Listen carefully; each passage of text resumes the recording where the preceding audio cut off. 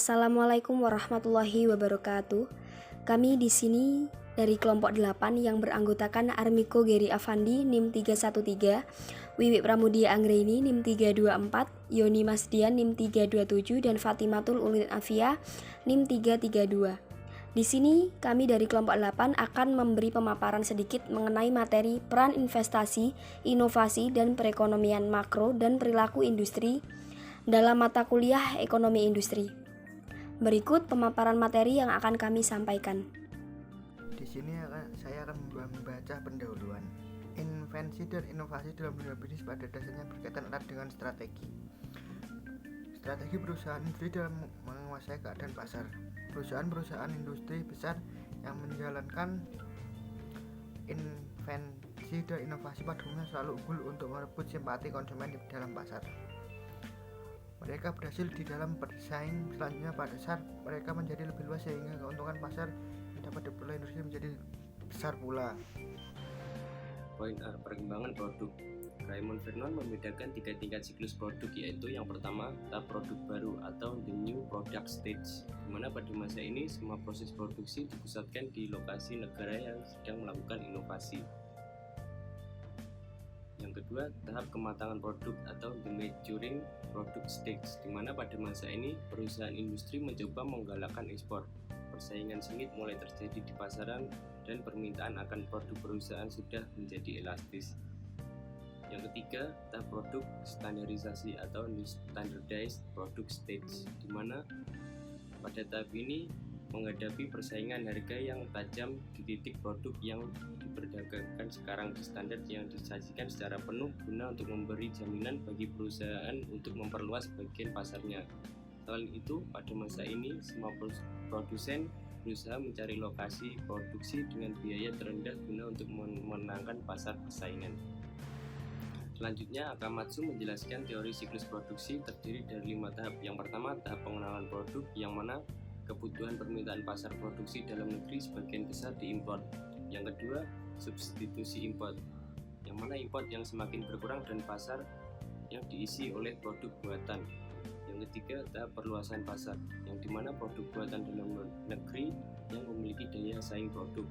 Yang keempat, tahap kematangan produk, yang mana produksi dalam negeri dan ekspor mulai menurun dan diperlukan penelitian dan pengembangan. Yang kelima, tahap impor kembali, yang mana industri tidak mampu untuk memenuhi kebutuhan permintaan pasar. Poin B, invensi, inovasi, dan tujuan perusahaan. Hubungan erat invensi dan inovasi terhadap tujuan perusahaan. Di dalam hubungannya dengan kegiatan bisnis, invensi dan inovasi merupakan bagian dari strategi pada perilaku perusahaan-perusahaan industri. Kegiatan invensi termasuk ke dalam kegiatan penemuan teknologi baik yang melekat pada peralatan dan perlengkapan produksi maupun sumber daya manusianya. Kemajuan teknologi menghasilkan produk-produk baru dan cara produksi yang baru serta sebaliknya. Inovasi merupakan langkah perwujudan sesuatu yang sudah ditemukan dan dikembangkan. Jadi, tanpa adanya inovasi, kita mungkin dapat menikmati produk-produk yang berkualitas dan tersedia di dalam jumlah yang mencukupi serta beraneka ragam. Dapat dilihat pada gambar di samping bahwa kondisi eksternal yang dihadapi oleh perusahaan industri yang diamati berpengaruh langsung terhadap strategi perusahaan dan faktor ini pun berpengaruh tidak langsung terhadap tujuan perusahaan. Titik pada kegiatan bisnis paling tidak ada 3 elemen penting pada kondisi eksternal tersebut yang mempengaruhi strategi perusahaan, yaitu jumlah pesaing yang terdapat di dalam pasar, jumlah pembeli, dan kebijakan pemerintah. Titik ketiga pada elemen itu yaitu menentukan ruang gerak bagi perusahaan untuk berperilaku sehingga memerlukan strategi Anda untuk diterapkan agar dapat memenangkan persaingan pasar. Untuk poin berikutnya, saya akan menjelaskan mengenai invensi dan inovasi di beberapa pengalaman. Nah, invensi dan inovasi itu sendiri memegang peranan penting dalam meningkatkan daya saing industri. Kita ambil contoh yang ada di negara Jepang, bahwa perusahaan-perusahaan industri otomotif di negara Jepang terus merajai pasaran otomotif dunia.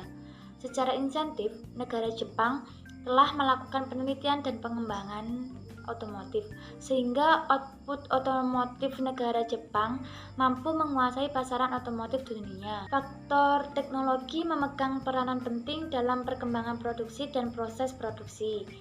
Contohnya yang ada di Amerika Serikat, bahwa industri mobil di Amerika Serikat meskipun pabriknya kecil, namun membeli input yang banyak dari berbagai fase. Alasannya adalah economic of scale. Industri mobil di negara Amerika Serikat adalah efisien, sehingga di samping pasarnya memadai volume produksi melonjak pesat. Alasan lainnya yaitu tersedianya keahlian dan tenaga ahli. Di negara-negara bukan industri, manufaktur proses inovasi berkembang lambat dikarenakan kurang berfungsinya keahlian engineering, pengetahuan ilmiah, ilmu pengetahuan manajemen, dan pengalaman industrialisasi. Nah, di negara maju, industri manufaktur itu berkembang dikarenakan ada 3 aspek. Yang pertama, kemajuan teknologi. Di negara maju ditandai oleh adanya peralihan proses produksi dan proses produksi non-mekanis menjadi mekanis. Yang kedua yaitu kemajuan dalam metode produksi dan produk, disertai pula dengan kenaikan ukuran dan kompleks pabrik. Yang ketiga yaitu terjadinya kenaikan kemampuan yang terus-menerus dalam produksi dan elaborasi hubungan antar perusahaan kompleks industri. Perekonomian makro dan perilaku industri. Di dalam ilmu ekonomi makro dijelaskan pada masa resesi ekonomi atau regression berlangsung ditandai oleh penurunan permintaan agregat dan output pasar. Bila keadaan pasar fleksibel, turunnya permintaan pasar tersebut akan disertai oleh penurunan harga-harga. Begitu kejadian pada masa kebangkitan atau recovery ditandai oleh meningkatnya permintaan agregat dan meningkatnya output pasar. Selanjutnya, bila keadaan pasar fleksibel, meningkatnya permintaan agregat akan disertai oleh kenaikan harga-harga. Harga fleksibel versus harga tidak fleksibel. Harga dan output di pasar bersifat fleksibel. Namun, jika harga dan output tidak fleksibel, maka keadaan perekonomian akan menjadi semakin memburuk.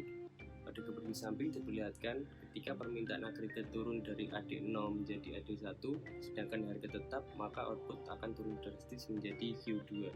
Dengan demikian, bila harga jual yang berlaku di pasaran tidak fleksibel, maka hal itu akan menyebabkan keadaan perekonomian menjadi semakin memburuk, yang menyebabkan titik persoalan inflasi dan pengangguran menjadi lebih buruk. Karena pada masa itu harga tidak menurun, melainkan mengalami peningkatan. Selanjutnya, pandangan Guardian Menz. Menurut Menz, faktor dominan yang menyebabkan ketidaksensitifan depresi ekonomi terhadap harga-harga adalah ketidakkontrolan administratif atas harga-harga yang dilakukan oleh sejumlah kecil perusahaan yang mendominasi pasar. Pada masa pemulaan inflasi, harga-harga yang didominasi oleh pasar cenderung naik lebih cepat dibanding dengan harga yang diatur secara administratif. Selanjutnya, pada masa penyesuaian kembali, harga-harga didominasi oleh pasar mengalami penurunan, sedangkan harga-harga yang diatur secara administratif terus mengalami peningkatan sampai keduanya saling mendekati satu sama lain dengan mencapai posisi harga keseimbangan.